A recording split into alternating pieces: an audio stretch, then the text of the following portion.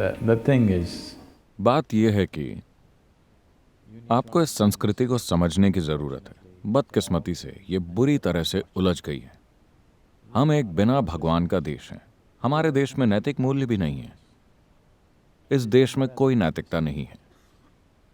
हम इस तरह से जी सके और वाकई अच्छे से जी सके क्योंकि चेतना बहुत ऊंचे स्तर पर उठी हुई थी। हर चीज को वैसे ही देखा गया जैसी वो है। लोग अपनी चेतना से काम करते थे, नैतिकता से नहीं, सजा मिलने के डर से नहीं, बस जीवन जीने की समझ से। क्योंकि समाज ऐसा था तो कोई भी बात कहीं भी कही जा सकती थी और वो कोई मुद्दा नहीं था। खैर, अभी हालात वैसे नहीं हैं, वो अलग बात है।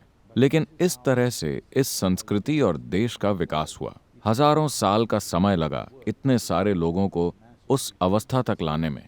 but slowly that is changing because now क्योंकि अब हमने पश्चिमी नैतिकता अपना ली है, जहां कोई चीज अच्छी होती है, कोई चीज बुरी, कोई चीज भगवान होती है, कोई चीज शैतान, कोई चीज ऊंची होती है, कोई चीज नीची, कोई चीज पवित्र होती है, कोई चीज अपवित्र। इस संस्कृति में ऐसा कुछ नहीं था। हमने जीवन को बस वैसा ही देखा जैसा वो है। अपने जीवन में क्या और कितना करना है, ये एक व्यक्तिगत चुनाव है। क्योंकि हमने इंसान के मन की प्रकृति को अच्छी तरह समझ लिया था। इस मन से अगर आप कहते हैं कि कोई चीज बुरी है, उसके बारे में मत सोचो, तो वो फुल टाइम जॉब बन जाएगा। आपके दोस्तों के मन में, किसी भी मन के लिए अगर आप कहते हैं कि इसके बारे में मत सोचो, तो वो केवल वही चीज सोचेंगे। जिन लोगों ने इंसान के मन की प्रकृति को नहीं समझा, वो जीवन में नैतिकता को ले आए। जिन लोगों ने मन को समझ लिया जैसा वो है, इस संस्कृति में हमने ये कभी नहीं कहा कि कोई चीज बुरी या अच्छी है। हमने बस कहा कि ये ऐसी है। आप अपने जीवन में क्या कितना करते हैं, वो एक व्यक्तिगत चुनाव है। ये आदमी कितना खाता है और वो आदमी कितना खाता है, ये एक व्यक्तिगत चुनाव है। लेकिन अब पश्चिमी डॉक्टर हमें बता रहे हैं कि हम सभी को इतनी कैलोरी खानी चाहिए, जो कि बकवास है। शरीर ऐसे काम नहीं करता। अगर आप खाते हैं, मान लेते हैं कि आप 1 किलोग्राम खाना खाते हैं, उसी तरह का खाना, एक जैसे पोषण वाला। हो सकता है कि आप दोनों का वजन बराबर हो।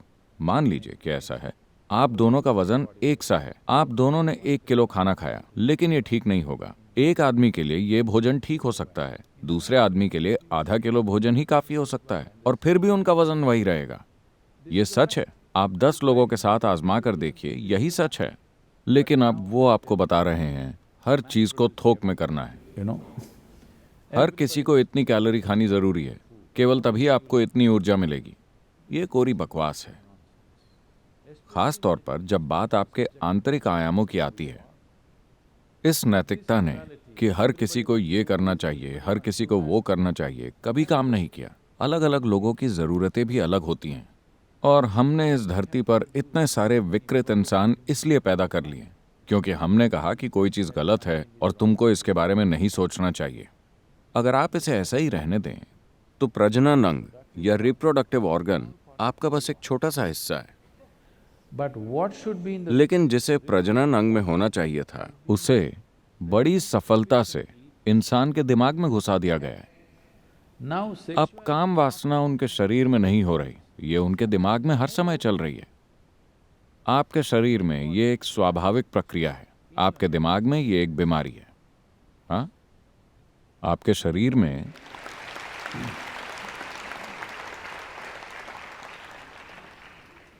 ये बस एक सहज प्रक्रिया है। हम सभी इसी से पैदा हुए हैं। इसमें कुछ भी सही नहीं है, गलत नहीं है। ये हमारे जीवन का बस एक छोटा सा पहलू है। अगर हम इस पर रोक लगाते हैं तो ये हमारे दिमाग में चढ़ जाएगा, और अब ऐसा लगता है कि पूरा जीवन इसी के बारे में है। today I would say अगर मैं बड़ा चढ़ाकर कह रहा हूं तो बताइएगा।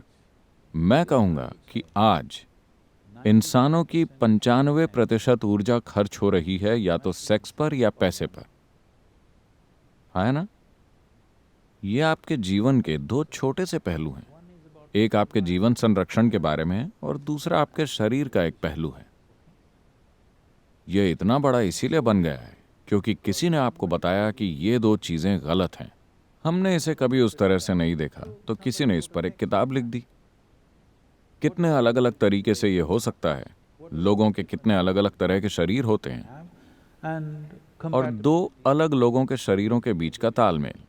किसी ने ये सब बिल्कुल स्पष्ट लिखा क्योंकि उन्होंने कभी नहीं सोचा, मेरा मतलब है कि उनका नजरिया ऐसा नहीं था। उन्होंने नहीं सोचा कि ये पोर्नोग्राफी है, समझे आप?